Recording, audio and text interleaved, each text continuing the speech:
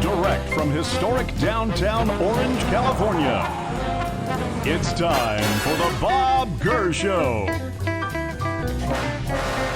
From undersea adventures to highways in the sky, he's done it all. And now, here's your host, the man, the myth, the Disney legend, Bob Gurr. Hey kids, I have got one of the most fantastic Imagineers ever. I've known him all these years, even before he came into the company. And the craziest thing is, we never worked together on the same project. So I'm going to have a chance to learn so much about what he has learned coming into the old Wet Enterprises, which changed its name to WDI. Firstly, I remember when he showed up from Disneyland, I was asked with several other Imagineers to go over to the warehouse at 1401. They had a new kid come up from Disneyland. They said, well, his qualifications, oh, he's an ice cream scooper. But he brought a gravity machine or something like that.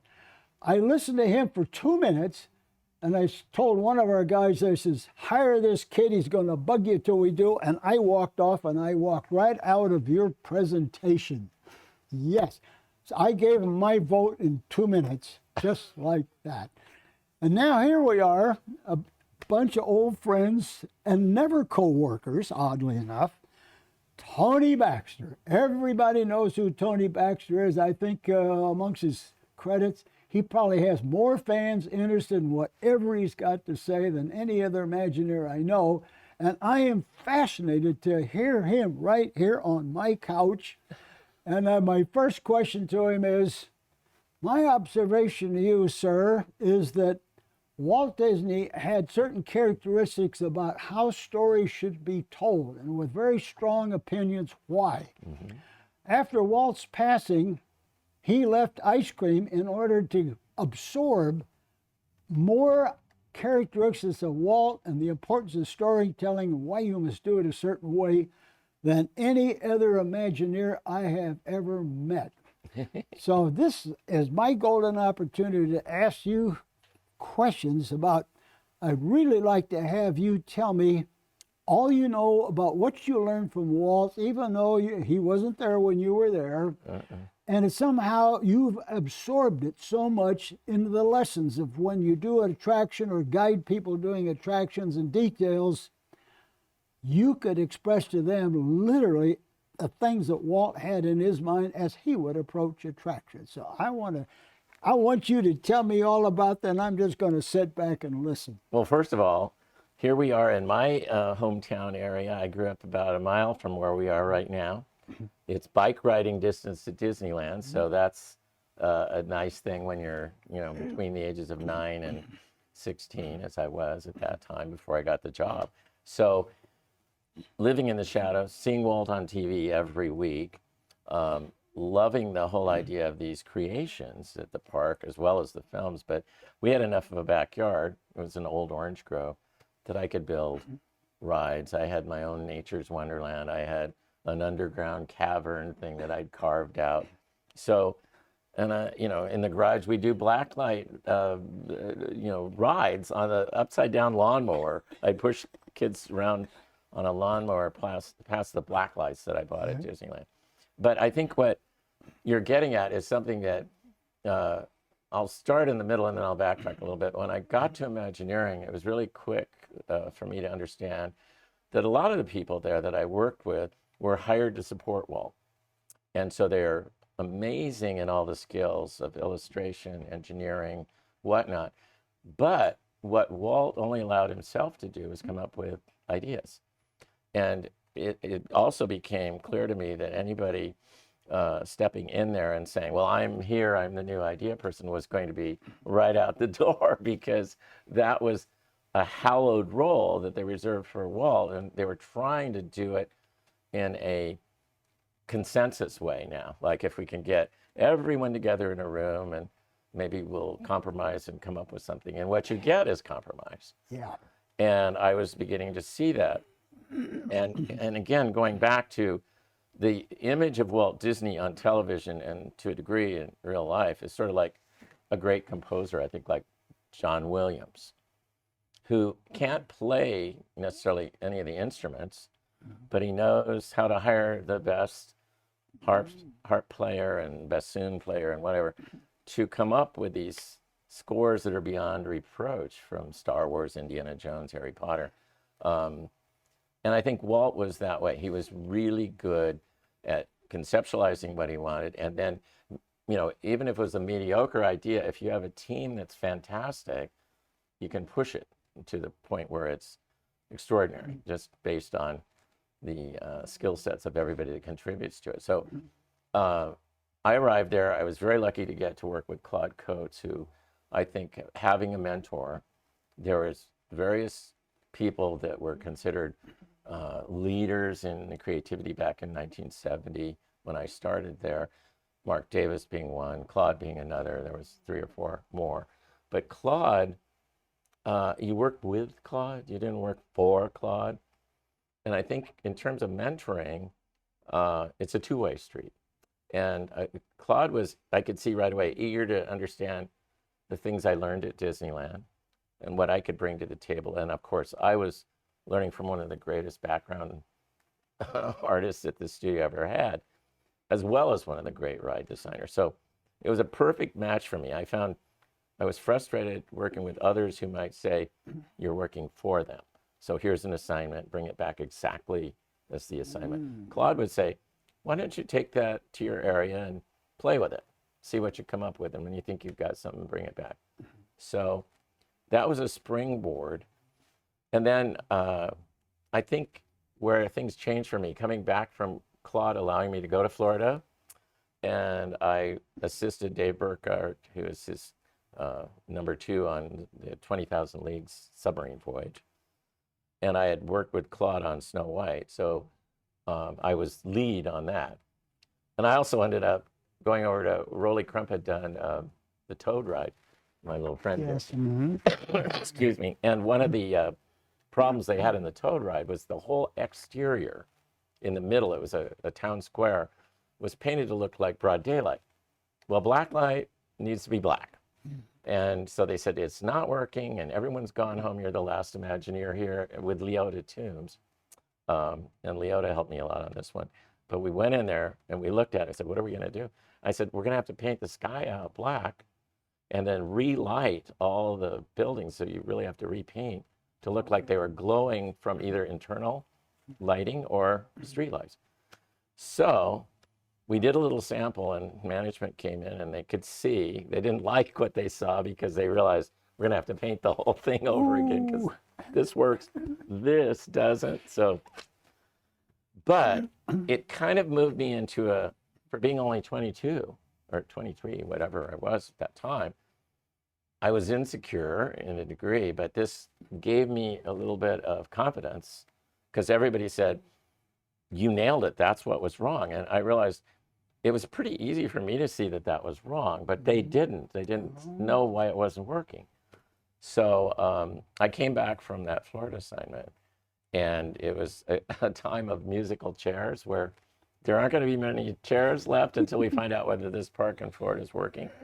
So I said, I better find a job. And I knew they were struggling with Mark Davis had this magnificent Western River ride, and they put it on hold because they had to build a pirate ride.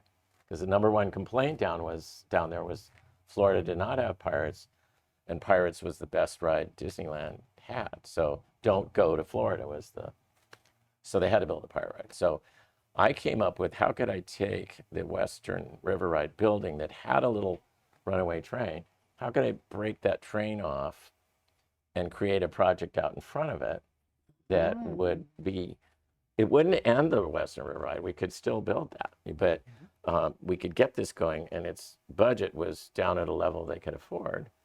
And then later we could come back in with Western. Well, while everyone was gathering around,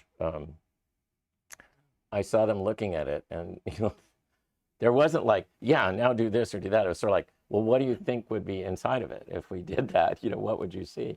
And I said, well, I have a few ideas. Well, okay, why don't you draw those drawings? And so started doing the the rainbow pools, because I love Nature's Wonderland, Rainbow Caverns at Disneyland. And one thing led to another, and then we're building a bigger model and a bigger model, and then it started to happen. And I think it was at that point that I realized I would never be in a role like Walt Disney, but I had to figure out a way to initiate without being seen as a know-it-all or whatever. And that wasn't easy. And some of the times you'd hear that, oh, he thinks he knows everything. And you're 22. At that Yes. point in time. And so it was like walking on eggshells, and there'd be jealousies, and as there is in every company. But I think my strong suit was, you asked about Walt. I just think people say he had the perfect intuition about what the general public wants. But I think more than that, Walt loved the things he loved and was as eager to see them as the people that supposedly it was done for. That I know because when I worked at Disneyland, I worked weekends during the school season and then all summer long. But on Fridays, Walt would often come down there to spend the weekend at Disneyland. And he'd get in late after Friday work. And then Saturday morning, when I'd be opening up the ice cream area, he would come out and he would fire up either the Carnation truck or the Beacons truck that was down there when we had Beacons van line on Main Street, or one of the regular horseless carriages. And he would drive all over the park. And a lot of people would say he must have been drinking last night or something, because for an adult to do that seemed weird to regular people. And what I realized right off was this is the only time you can be in the park and enjoy it as a guest. Yes. As soon as the gates open, it's going to be, Mr. Disney, can you sign this? Can you, and so you'd have to find places where you could be isolated from the guests, or they would pass by. He would often be on a fence post near the mule ride, just out of reach of the kids going by on the mule, so that you could wave at them and wave at Walt, but you couldn't monopolize him or anything, because it can get out of control. Let me put in. Did you just tell me he'd early in the morning pick a vehicle on Main Street and drive around? Hey kids, he always drove an automatic transmission. Most people didn't know he knew how to drive a stick shift. Yeah. And he had cars there. If it was on Main Street, that was one of my cars. Yes, it was. I have never heard that. No, He'd use it as a drive around in the morning. He was him on a guest on it. Well, what was interesting about that is a lot of people, like I say, he must have had too much to drink and he's just gone wild in the morning. And I sat there and go, no, there's got to be more to this. And then years later, there was a story on Main Street called The Walt Disney Story after Walt passed. It ended with a very bizarre line where Walt said, I really envied my brother. I forget which brother, but he said, not Roy. And he said he was a mailman or a milkman or whatever. And he didn't worry about studio budgets. He didn't worry about this. He drove his truck around town, and then on the weekend, he went camping and did all the things. He was the smart Disney. And I thought that explains a lot, because he was in awe of that simple life. And he'd created this playground that he couldn't enjoy unless it was closed. And so those morning hours until 9 a.m. or whatever the entry was were his, where he could just, explore the park and kind of play. Oh, that's fascinating. Yeah, I have just never even would have thought he would have done that. And see, that, I think is what I, growing up with, building the things in the backyard and then saying, I've got to get this job, not so I could scoop ice cream. It was so that I could get the card that allowed you to get in without paying to get in. But years and years later, in the 80s, is a film that is almost the Bible for this whole thing. And it was called Big, with Tom Hanks. And in it, it's a 12-year-old kid cast into the body of a 35-year-old man who then becomes hired in a toy factory. Well, because he's actually 12 years old, he has the edge over everybody else in product development. and he can understand what you can't understand after you pass through puberty, the things that are toy-like and innocent and all of that. And the movie has so many great lines. I did a 10-minute edit for Imagineering because I said, you've got to understand what you have to have at the heart of this. And Walt managed to keep that 12-year-old kid in his head. And I certainly knew I had it, but it wasn't materialized until I saw that movie and I could put my fingers on, this is what it is. And the movie is contrived because he's a 12-year-old guy that's put into this body. But the essence of being able to keep that, honestly keep that, and understand what turns on a young person gives you this edge that Walt had. And you could sit in a meeting, and I could sit in a meeting and I could go, this isn't going to be fun. This isn't going to work. This isn't good. Yeah.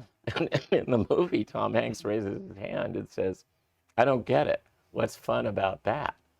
And all the others, well, didn't you read your statistics? Didn't you see that if we grow this into the 14 age category? Well, he knew you can't grow a toy into that age category because you've moved into where girls are the more prominent thing than toy trains and whatever. So, he was a perfect example of what I think Walt Disney was able to maintain. And I think after seeing that, and it was about 1986, and I'd been doing what I intuitively felt. But I think in that awakening of seeing that movie, I just saw that is the secret. And everyone in the toy factory couldn't understand why they were advancing this kid up through all the ranks, and he was now picking the toys, and he'd go out and play with the 4-year-olds, bouncing the balls and all that to see how it was. And I said, if I wasn't embarrassed to do it, I'd be doing that too. I think I'm the only executive that got down in Chip and Dale's ball crawl when we opened that in Toontown, Oh my gosh. Yeah, it was. Yeah, I remember that. I buried myself in there. Yeah, I want to feel what it's like to have these. I think they were acorns in that. But to be buried in all this stuff, it was something that I think I had to know what that felt like and what that was like. So, I think that's been my edge. I went to school and I had all the art, and I had a kind of a closet ability in engineering that you brought up in that marble. It was steel ball bearings, but anyway, it ran for about 5 minutes. Even Ron Miller, who was head of the studio at that time, he wanted to buy it. I said, really? Yeah. I said, if I sell it to you, you're also buying me as the maintenance for the thing, because, like anything mechanical, it would run about a day, and then something somewhere in it would be, so, but anyway, so that I think is admiring the guy on television and being lockstep that everything he showed me, which I think everyone in the world agreed that each product that came out from Walt Disney inspired them. But with me, it was like, I think like this, and I can't, get that part out of my head. It's just there. And so it was almost like intuitive in the early years, and then trying to articulate it. I think it was when I saw the movie Big that I realized that is the essence of, I think, what Walt Disney had. And it was funny because there were like maybe 4 or 5 of these body switching movies, vice versa, all of these. And Big, they all made about this much money, and Big was like a monster hit. And something about it really sparked people, when he and the boss got on the piano at the FAO Schwartz store, if you remember that, and they played Chopsticks on this giant thing, and the boss was like in his 60s, and the guy's, Tom Hanks is 35, but he's a 12-year-old, and he leads it off. He doesn't have the inhibition to not do that. It's just what a kid would do.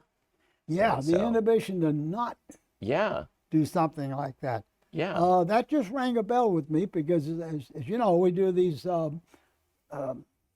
Walt Disney History Trail things, and up until the time of COVID, we had the merry-go-round in Griffith Park. Yes. And I swear, the minute I sat on that horse, I'm not my age. I'm 8 years old, re-experiencing again, and I act as silly as you could ever be for a fully grown man doing that. And hopping ahead to today, now that I drive a electric mobility vehicle, I just recently was caught racing in Disneyland with a fellow by the name of Steven on another EMV, and we're just laughing. We're just as crazy as it can be. And here, I shouldn't be doing that, but I can't not do it. Exactly. Yes. And it isn't like you reach I mean, maybe in normal world, people pass through stages of life, but I think in what you're describing there is that child thing is still there. Yes. You know? And so I've never had that day where I wake up today and I go, well, all those things aren't intriguing to me. I mean, people would say, well, why don't you call guest services and get seating for this or that? And I said, because I would rather see the parade from the curb. Yes. Because that's where it's fun. You know, that's where it's fun. So aside from being now, because of the Disney TV shows, I get too much visibility. And so I can't do some of those things that I really enjoy doing. But that's where, so I have to go to Knott's Berry Farm for that. Yeah. Anyway, yeah. So I've never let go of that. And what I find about right now, you know, you're supposed to be past the retirement age and we need new thinking. But see, I think a lot of people combine technology and digital learning, which is most people coming out of college for the last 20 years have learned digitally, whereas we learned analog. But the thing is, that's one part of life. The other emotional things that move you are consistent.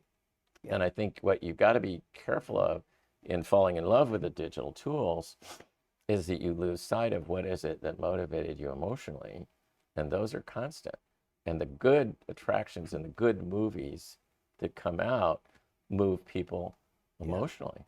Yeah, it's sort of like you shouldn't look at somebody and say, oh, please, Bob, act your age. Yeah, right. Yeah, I hear that all the time. If I attempted to act my age, I grew up with that. Yeah. I can't visualize acting my age. My mom would. She was not creative. She was a reading, writing, arithmetic, style elementary teacher. And when I'd get going about how excited I was by Disney and all this, and I had my park map that Sam and Kim did painted in black light. So at night, I could see all the lights on Main Street and the water glowed. And she would downscale it to kind of make me feel that I'm too childish. And she'd say, are you going to talk all that Dumbo stuff again tonight? Now, I'm not a Dumbo fan, but it was her way of demeaning it a little bit, I'm sick of all this Dumbo stuff. And it was a way of putting it in a childhood way rather than letting it be something that you could celebrate and make a lifetime career out of. But I surprised her. The idea, a lot of people would say, Walt, would still, you want to be the child in you, should stay alive. But you've articulated a little bit more, especially citing a movie that would show that side and the why of it and the importance of it. I'm beginning to see now why Walt could see something that, let's say, fully grown people would not see. Right. Because there's like something has blanked their mind out of the freedom of expression from here, not from here. Because especially if you realized you have hired the greatest assembly of talents to support what is that little heartfelt thing. And it can be as great as, building the submarine ride back in 1959, that's crazy. Building the Matterhorn, which Harriet Burns, who worked right next to me in the model shop, she said when he came back from filming Third Man on the Mountain and said, we're going to build a Matterhorn over there, she said, we thought he'd gone crazy. But he had a staff that could design the track, that could carve the mountain, could paint it, could do all of that. And for those growing up with it, it's perfect. For me, I was 11 or 12 when it opened and was there the next day after the opening in June of that year. And I was scared of it, waiting in line. It looked like a coffin. Your vehicle looked like a coffin. But it was beyond reproach. It was so enormous in terms of the scope of how do you think that? So what did Walt contribute? He went over and made a movie. He looked at that mountain, and because it's melted a little bit on the top, it has a distinct look that no other mountain in the entire world has. So he selected that because he said it will be recognized. And the rest of it is just cottage cheese or whatever down below it. But that point defines it. So he comes back from making this live action movie and says, okay, we're going to build one of those, maybe make it 100th scale, you know, but then to have the staff that can take something that is absurd. It's like a 12-year-old kid saying, I want to have one of those. Yeah. I got so inspired when we were there in the Alps, and it's so beautiful. And when you look at it, there's 400 mountains in the Alps, and there's one that you know, and it's distinctive, and I want to have that. So then to have the team of creative individuals to do every single task to make that reality, I think that was the secret. And so the key thing, whether it's Universal Parks or it's Disney Parks or it's Knott's Berry Farm, is at the heart of that, there needs to be someone who has that sense of passion for whatever it is they're going to endeavor, and then can figure out how to motivate an orchestra of talents around it. So I think that, I know in a smaller case, Bud Hurlbut over at Knott's Berry Farm, I love the Calico Mountain. I was telling you earlier, only ride I've never been able to draw the track after riding it once. A masterpiece. And Bud was a very simple guy who came out of little kiddie parks. And so this was the big time for him. It was the same year as Disney's Matterhorn. And over at Knott's, he's building $1 million ride on his own money and trying to figure out how to. Walter Knott wouldn't even help him. Walter said, well, I'll put a TV show together and you'll get some publicity out of that. But you know who went over there every month to check on it? Walt Disney. Yeah. Really? And they would walk through it. Yeah. And then Ray, I'm forgetting his name now right now. Tom, Bud Hurlbut. Yeah. Bud would take Walt to lunch. And Walt was pretty famous, so they had to get further and further away from Knott's in order for Walt to be, secure. And they ended up at Richard Nixon's brother's, Don Nixon's restaurant in Whittier.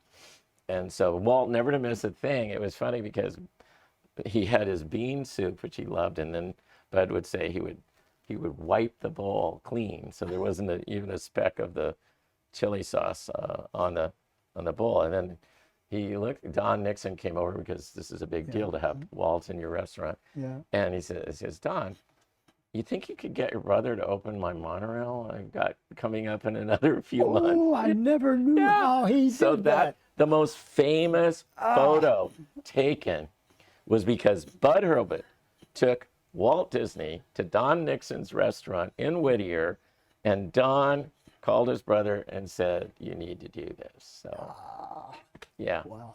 But anyway, the point being, Walt went over there and was excited about that ride because, like the 12-year-old kid, he doesn't care whether it's at Disneyland or wherever it is. If it's going to be a train, which he dearly loved, and it's going to have a cavern, which he dearly loved, like his Rainbow Cavern, he wanted to know what was going on. In fact, Bud would show me the areas in that ride that Walt added and said, you should make a bottomless pit over here. And you should open that up, because you've got space behind the rebar that's not being used. So when it opened, Walt comes over there and he looks at the front of it and says, Bud, you've really trumped me on this one. He said, you've got 500 people waiting in line for this thing and they don't know they're waiting. And Bud didn't know what he was talking about because he just did what he knew passionately he wanted. He wanted to walk through these mining things on a really interesting queue up past waterfalls and all that, not just back and forth in a cattle pen. I loved that queue, being only 10 or 11 when I first did it. And of course, it stuck in my mind how impressive it was. And so when we did Indiana Jones, here was a chance to make the queue to end all queues. We had to because it was actually out in the parking lot. So we had to get you about 1/8 of a mile from Adventureland And I said, it darn well better be entertaining. And so that was the beautiful, I thought, was to have a queue line that is an attraction. And then you get to the ride and go out. You have to think of it that way, because I thought, if I was in India touring a real temple, all you're going to get to do is essentially go along a path, and then you go, there it is, and then you leave. So I figured if we create a thing where that path in our attraction is as exciting as going to India to see a real thing, and then there's a ride at the end of it. That's what Disney does, more than you expect, way more. And to that point, they actually opened the queue for like 2 weeks, where they allowed people to walk it and experience the queue. And, you know, we got great reactions from it. Everyone was going, wow, that's fantastic. Imagine what the ride. A queue as a show. As a show. As a teaser. A teaser. Oh my God. A preview of coming attractions of some sort. All of that is absolutely brilliant. Well, I'm beginning to see more now that, no wonder I heard that Walt would run around and look at stuff all the time. He was almost like... You have to absorb. Yeah, you have to absorb. Some people internalize where they feel like, no, I'm not going to share with you yet because it needs to all be kept here. And I think this goes back to all that Myers-Briggs hocus pocus, where they analyze you. But if you seek outwardly input, I think when we go back to Walt and why did it work, he had so many talented people in every realm. There's nothing he couldn't do, because he could call you, he could call, you know, Buddy Baker, he could call Claude Coates and Mark Davis, and all of a sudden you've got this very complex thing. And so I think that's kind of what I realized. And so Tom Morris, who was with you earlier, you know, he was one of, I met Tom in high school, and I could see in his mind the same kind of thought process I had. And very quickly we were able to assemble a great group of people that grew up on what Walt brought. And this is another thing that I realized when I was working with Claude on Snow White. We went over to review the film when we were going to make the dark ride, and it got to a point where the witch was leaving the castle in a little boat to take the poison apple, and Claude goes, "Oh my gosh, there's that scene. Oh my God, I can't tell you. I agonized over that. I spilled a big blob of ink on it when it was a day before going under the camera, and I thought, what am I going to do? And it was late in the afternoon, and I worked all night cutting out a little tule grass thing, and then pasting it over the thing, and then airbrushing it to fit on there and getting that done. And what that taught me is the first generation that worked with Walt on all the classics that I grew up with never really saw the product the way that you'd see it as a child, being impressed by it, because they'd lived through things like that. There were challenges, there were things you overcame, and things you remembered that was really hard, and this and that and the other thing, not related to how did it affect me when I heard the music and how did it affect me. And so I think that gave the group that came in after me, you know, Tom Morris being one, Eddie Sato, Tim Delaney, Jeff Burke, all of the people that worked with us on Disneyland Paris, we were kids of the Walt, with your generation, that grew up with it and didn't know how to do it technically, but we understood how it affected us emotionally, which I think the people that were there doing it, like Harriet, when she recounted the story of the Matterhorn, she thought it was lunacy to build it, but she was a fabulous model builder. So she built a beautiful model of it. And you know, said, well, I've never built a tubular steel ride, but let's do it. Yeah, well, you know, Walt brought me over to look at the model, and that was my first knowledge of it, because, you know, I'm way over in the machine shop of mechanical draftsman, and don't really have anything to do with direct art direction. But he showed me this, and he said, well, it's, you know, a certain height, and this is a certain scale, so it's going to be very, very big. And he says, we're going to have a toboggan ride, but, you know, it's Anaheim. We can't have ice in the summertime. So he says, well, we're gonna do it with wheels. So, Bobby, I want you to put a track inside that. and it's dawning on me it's going to be a roller coaster, and you can't see the cars moving around. And then just as he finished that, he says, "Oh, by the way, Bobby, put 2 tracks in it," and then he walks away. And that was... But he could do that because sheer madness, yes. Sheer madness, but he knew you could do it. See? And I think that's the key thing, is that you have, I'm sure if you worked with Steve Jobs or even maybe Elon Musk today, you'd be in that same kind of presence of somebody that their ideas are lunacy, but they have within their means a staff of people to make these things real. Well, at that time, he had built just enough in his park that the batting average was extremely good. Yeah. And I think all of us were getting used to the fact that we'd say, "Oh, this is lunacy, but it's probably going to work if he said we're going to do it." But you see, I mean, when you have someone like Herbie Ryman, who takes 3 discordant things, a submarine, a monorail, and a Matterhorn roller coaster, and then there's a couple more things in there too, but he does a painting which went into all the magazines and whatnot that looks spectacular, and none of us on the receiving end criticize it for a moment. You go, well, what could be more natural than having an alpine mountain next to an ocean, next to a monorail running around everything? And it was so damn exciting. And then let's throw a Skyway in and a motorboat cruise and another Autopia. Add all that on top of it. But so like I said, he evidently had that childlike thing of playing with a Lego set. You know, let's put all this together. And then knowing that from the genius you brought to it to make that thing work, as well as the submarines and the monorail. Imagine that. I guess you correct me if I'm wrong, but he's driving through Germany and sees the Alweg test track. Says, "Oh, maybe we should have one of those too." Oh, you know, like, yeah. I'm beginning to get the impression now that I was sort of a victim of his toy ideas, in which monorails, subs, and Utopia cars and motorboats. I'm doing the Lego toys. Yeah.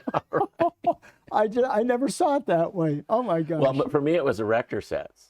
Okay. And I was so thrilled when I saw that Mark, can't think of his, Sumner, used his erector set, which his mom still had at her house, okay, to do the concept for soaring. So he built a little thing with a crank and the gears and everything to get the 3 rows of vehicles up. Because he remembered, and for me too, the erector set was a fabulously facile tool to build anything. I threw the book away immediately that showed you how to build your Ferris wheel and all that. Oh, yeah, you want to do it your way. Yeah, exactly. I mean, because the whole fun is like, okay, here's a curved piece, and if I take a straight piece and a curved piece and another straight and another curved, I've got a roller coaster, which isn't in their book of the things you can build. Well, I think I started the same way, that wound up in the parallel path. Every toy my father bought me, I played with it, took it apart, and it wouldn't go back together again. And then one day at Christmas, this oatmeal box, big round box, opened, and it was Tinker Toys. Oh my gosh. Oh, little sticks and little hubs. Yeah, hubs. Oh, I could build stuff. I just had the most fascinating time, and guess what? A Rector set was the next Christmas. It was a pretty good sized box. Yeah. It had wheels that were like shiny, but red stuff. Yeah. Oh, nuts and bolts and screws and trusses and all kinds of stuff. And like you just said, I ignored the directions because I could make the things that don't exist. Exactly. That was the whole point. Yeah. And yes, I guess it was technically play, but it was getting used to make things that don't exist so they will exist. That's the key. And then when Walt asks you to do stuff, it's like, oh, how stupid. Oh, no, just a minute. Oh, we're going to do it. Well, there's a term now, helicopter parenting. And it's kind of an umbrella term. You pick the kids up after school and drive them home. You drive them to this. They have their video games. They have their after-school sports. But everything is a rule book of how to do it. Yeah. And I was lucky enough to grow up in San Clemente till I was 10, when it was just raw canyons and there were no houses or anything. And we walked a mile to school. And I was like 6 years old, and my parents would watch a game on TV and they'd say, "Here's a quarter, go walk downtown," you know? And there was no fear of any trouble back then. So you grew up depending on yourself. for your your substance. You weren't waiting for the next video game or the next thing where you're just going to follow the path that somebody else already did.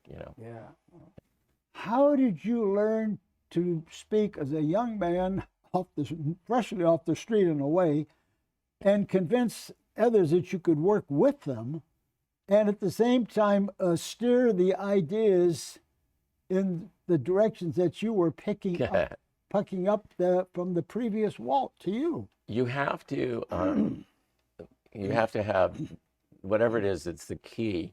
Let's take an example. The original Journey into Imagination. I like that one because it was so completely unconstructed. I mean, every other pavilion in Epcot is about the land, the sea, transportation, energy, whatever. A real world thing where you can go to a book and say, this is the development of transportation. This is our oceans, the natural resources. But imagination, what is that? And I think because of what we talked about today, it was something that fascinated me throughout all of that. So with Journey into Imagination, we had a complete abstract of like, are we going to talk about things that are imaginative? And that seemed like a possibility. Here are the great things, the Eiffel Tower, the trip to the moon, and all these things that are what you consider the greatest things ever imagined. But then that's talking down to what's in every one of us, which is this process of gathering information, which you're doing right now from me. And what I see everyone doing is combining that with their own thoughts and then creating something new. And that's the process everything goes through, whether you're baking a birthday cake and you have a recipe, but then in your mind, you know it's going to be for your daughter. And so you create a frosting on it that tells a story that's personal to you. So it's taking all the things you've collected, the knowledge you've collected, recombining it and creating something new. So we love that little, it took us 6 months to come up with it, but the idea of doing the research and searching for knowledge and then storing it and then combining it all together in new things. And so it was a 3-step process. And we could not find one area of human development that doesn't use that, from engineering to legal to everything. Is you've got to do your research and gather information and then combine that to make an outpouring from it. So, all right, that's great. So how do you tell that and not get preachy? And this is back to that whole thing. How do you lead something but not feel that you're putting everyone down? Oh my God, another lecture. I don't want to hear a lecture. And so we thought, okay, Disney did that. And he often said that he was not an educator. He was someone that stimulated awareness in people. And if they were motivated by what stimulation Disney did, they might go and pursue a career or whatever it might be. So we thought, okay, we need to go back to the fountain here and let's create 2 new characters to tell the story. A learned side of imagination and an unbridled 5-year-old with no limits to imagination. And like any great comedy team, you have a Laurel and a Hardy, let's say, or a Abbott and a Costello. There's a silly, stupid one, and then the straight man, And so you have to have that to play off. And I'm amazed when they do something like the redo on that, where you've got 2 silly people. You've got the Figment and you've got Eric Idle. They don't work together because they're both on the same side. So you have all these things to consider when you're creating something like that, that you can talk facts and great things with a learned Santa Claus of a character, which we call Dreamfinder. And then on the other side, you've got Dennis the Menace, a 5-year-old little dragon guy called Figment. And they can cover the whole perspective. So everybody riding in the car has either passed through the Figment phase into the learned parent phase, grandparent phase, or they are at the Figment phase and they are experiencing life with that unlimited perspective on it. And they want to stay there. Yes. And some people that are adults still see the Figment side of it and they're not deep. So, but, so then we had kind of that, okay, now we've got a very strong thing of gathering, storing, and recombining. And it's going to be told by 2 characters that we now know look like a little dragon and this beloved knowledge figure called Dreamfinder. How do we make it really fun?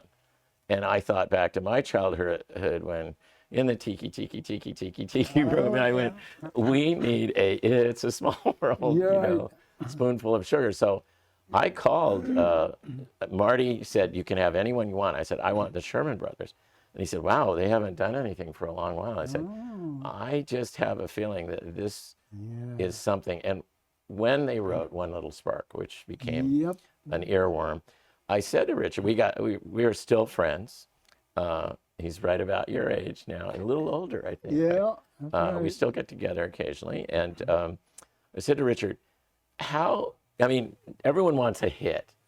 Yeah. And what's the difference between writing a hit and then something that it's okay, but, not memorable? And he said, well, a lot of it has to do with this issue of getting us inspired, getting us on the team. And he said, when it's clear, like Walt was with Mary Poppins, how can you miss? Yeah. It's so well defined, and how she changes the lives and gets the father to see this. We just left the room inspired by everything about it. And he said, when you came to us and said, we have this impish little dragon character who's every child, and this learned, lovable older character, and they're going to take us through the process of gathering and storing and recombining. It's the kind of thing that almost writes itself, because we're on the page with you. Yeah. We're on, we're vested into this thing. So they come in with, right at the start of everything that's new, One Little Spark lights up for you. And, and we're sitting there going, you've nailed it. But see, I couldn't have done that. They brought that ability to have it wash over the people that come to our parks and fall in love with it. Yeah, And so, put it another way, it's like the precious thing is that first, as you say, the little spark. Yeah. But you keep putting a little gasoline on the spark until you involve people one at a time. Exactly. Oh yeah, say I'll help you throw gasoline on the fire too. Exactly. You know, and then pretty soon it becomes what a contrast to contemporary committee creativity. Yes. What a giant gap. And you know what? And when it becomes so monumental in the complexity of it, and the ride vehicle on that, which we don't have time to go into, but everything in that pavilion, the art direction, well, Paraguay was involved in it. I don't know. I can't remember who did the ride vehicle, but we synchronized the theater with a ride vehicle, which had never been done before. So we could actually meet a character, understand their personality, and you travel, and then travel. Yeah. And so all of those things, how it all came together, became something that the public looks at and says, "This is Disney. Disney can do things that no one else can conceive of."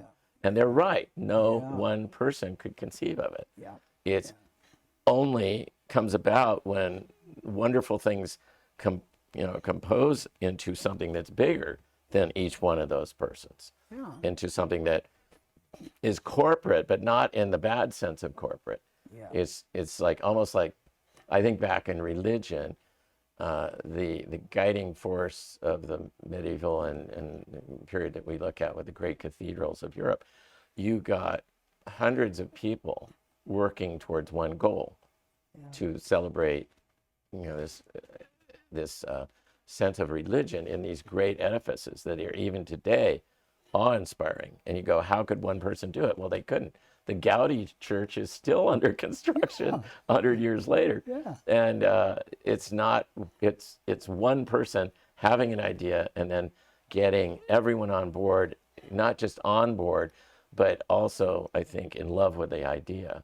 And that's what we, If we put it in science terms, they could almost say that first spark has got to have its own magnetism, like that is a nucleus. Yes. Yeah. The nucleus has to have just enough attractant that if you get a circulating neutron, it wants to go stick. Exactly. And these are the people that get pulled and stuck to it because the logic and the joy and the fun of it had to be first in that little nucleus. And your point there is you don't want to be assigned to something. Yeah. You want to be on it because it's totally engulfed your spirit. That's it. And I remember I learned that very early on when I was in the first year. They were bringing in all the Snow White stuff for Claude and special services, and they were mounting the pieces, and they were the real art from the movie. And I said, whoa, what is all this? And they said, oh, Claude is going to do the Snow White ride. So I walked down the hall, and Mr. Coates, you know, yes. And I said, I just saw the original art from Snow White. And I just said, I would literally, that would be the best thing I can imagine working on, to be involved with you on that ride.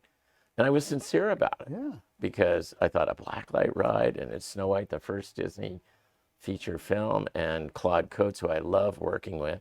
And he said, oh, okay, fine, you know. So I figured, think behind the door somewhere, the model shop head probably came to Claude and said, okay, you're going to start on that. Who do you want working on it? And Claude probably said, well, you know, that new kid, Tony, came by and said he'd really like to work on it. And wouldn't you rather have someone working with you that was passionate about it than someone who was assigned? Yeah. Because if Claude said, well, no, I don't have anyone, then okay, we'll give you so-and-so. Yeah. And you wouldn't have gotten someone who said, oh my gosh, I would do anything to be involved in this project. So I think I learned that myself. And then when I was leading projects, it was always the first important thing to do is know that each person that came on board was in love with that. Yeah. And I remember Tom Morris was with me when we visited Disneyland, when we redid Fantasyland, the day that they destroyed it.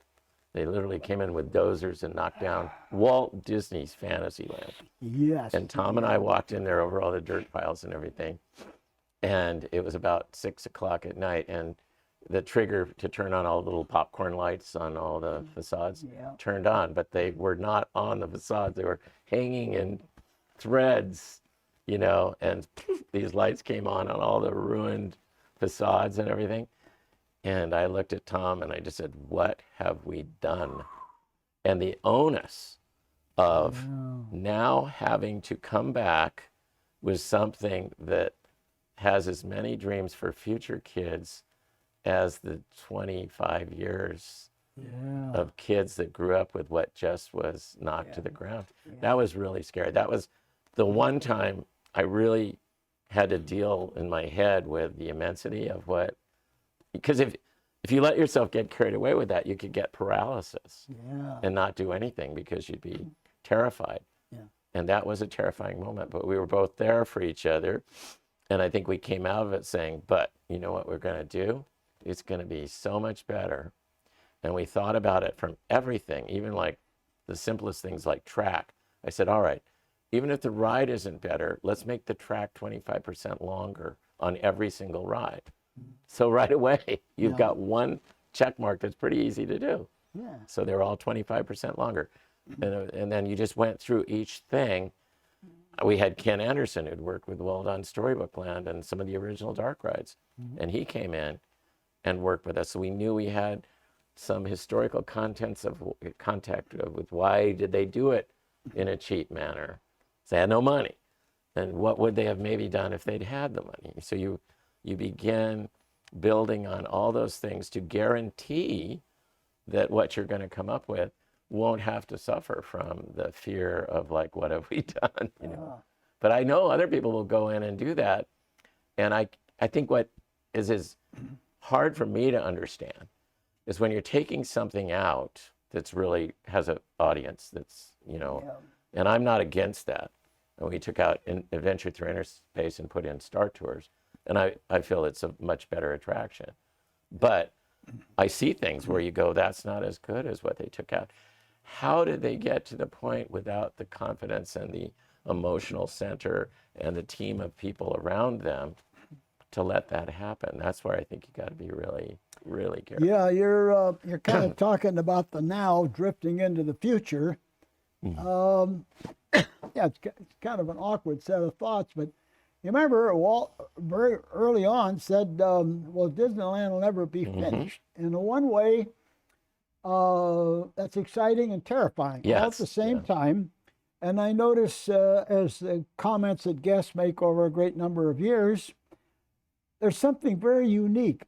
What a large number of people have adopted their favorite attraction they possess it so Yeah, much yeah. internally that the slightest suggestion we're going to change something. Oh no, no, no. Oh, yeah, No, yeah. don't. That's mine. Don't touch it.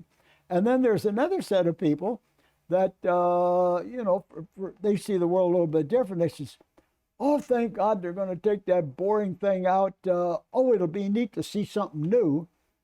But the new is only as good does it have that magnetic Yep. nucleus That's right. that can suck in the people that are pretty good, but they could spark themselves up internally, that they become the enthusiast of the design, that the design becomes fun, and then somehow by osmosis, all the effort that goes in unconsciously is for the fun of it. That's right. I remember the first time I'd been in a meeting with Walt, just within a few months, and I forget what the subject was, but the more he talked with some of the art directors, the more excited he got. And then finally he stepped up away from the table and he had that little look in his eye and he says, "Oh, those little bastards gonna love this." And I thought, He had talked himself into knowing what it was. yes, but You he know, hadn't knew it. said a bad word, which Yeah. startled me because I couldn't see it as a Disney word. But he built the enthusiasm with him, and everybody went right along with Of the course. idea. Yeah. Yeah. No, I think like I'm watching, there's some work going on at the Haunted Mansion. And I don't think that, I would throw this to you. This would have gone to you. If you and I were there, I would say, we have taken a ride that could not handle the guests in wheelchairs and limited mobility. And we now have to stop the ride, every minute to board them. And then the horrible line about playful spooks momentarily. So all of that is like created a badly edited show. Yeah. So what I see going on is a longer queue to handle the slow down. And I said, I would go, Bob, you need to come in and redesign the ride system so it can handle the handicapped Yeah, guests. we would do we use a speed belt. Yes. All we'd have to do is slow it only slightly. Yeah. And then we have a thing where we got a transfer shuttle that takes That's the right. wheelchair That's car, right. a little bit like Small World, and we simply shuttle it right into the I was blown away when I went to Harry Potter's, what is it, the Hogwarts, and they're loading you on a industrial style robotic arm. preload. Yeah, Yeah. and they preload them, and then they put it in a holding position, and then when the gap comes around, they insert it out onto the ride, and nothing stops at all. And so, I mean, that's where you look and you say, we've got, the greater majority of our people that ride it normally are having a compromised show, and they're waiting longer to get on it in order to do this. Yeah. So the solution isn't a longer queue from the wait-in, but it's how do we eliminate the problem? There's two attractions Yeah. I rode recently with my scooter. Yeah. Driving that scooter around and coming in the back door. I guess it's down at Walt Disney World. You're loaded in a separate station, and as the cars go by, the little train opens up just Yes, enough to yeah. slide you right in Yes, there. exactly. This is the cleverest way to do it. But there's this kind of thinking because, we're not going to have less handicapped No. people in the future. We're going to have more, which means whatever ride configuration you're going to do, we're going to think of it first with insert and transfer. And exactly. just do it that way. And the rest will work out for the rest of the guests. And if you put those Omnimovers onto little people mover trains, you might even be able to add some dip-de-doos on the ride where it goes out of the window in the attic and falls into the graveyard backwards. Oh, yeah, there's things all like kinds that. of things Yeah, you all try to- kinds of things. And see, to me, then you solve your problem. Your problem is we need to make this very efficient at handling all of our guests. Yeah. That's the problem. But the obligation is to make it a better ride. Yeah. Not just accommodate that, it's to make it a better ride. And where they are now, they've really handicapped the ride, the emotional story of the ride. Because instead of having a flow that was created by designers, it stops, and then you have orientation spiels about, in a moment, your ride will be moving again, and all of this stuff. So I look at it, each one of these tasks, whether it's a brand new ride or a replacement ride, or even making our old classics perform in a new environment, we need to start them out with that Yeah. how do you make that ride really work? It's You know? attractions have to be Yeah. try so hard, but get everybody has to drive from the heart first, and the head will fill in the details right. of execution. Yes, and we have so many talent. That's the one thing I look at when I see, the things going on in Imagineering. We still have so many diverse talents, that are pulled upon to do these amazing new things. Like Lonnie just got that award for his achievements in special effects over there at R&D technology. And so it's filled with people. They just need to apply that to things that are wondrous, And Well, Tony, I have had so many of my questions that I've been wanting to ask you forever. yeah. And you have been filling me in just fabulously with it. Well, you're a good leader. Oh, Yeah. I just love asking questions of people and just let them have at it. But you have filled in all these little missing pieces. Okay, kids, you heard Tony. You want to know the heart of the mind of Walt Disney and how it can be properly executed and has been and could possibly be in the future. From this gentleman right here, one of the top Imagineers I have ever met. I can't say worked with because he and I were. I bet we did. We never got assigned directly to the same attraction. Anyway, Tony's, thank you so much for coming down to our little showroom and. It's my hometown right here. Yes, that's right. Yeah. You live just up in the next town over there. Okay, kids. We don't know who's coming next, but stay tuned. We are on Fantasy Radio, KGUR in downtown Orange. See you next time.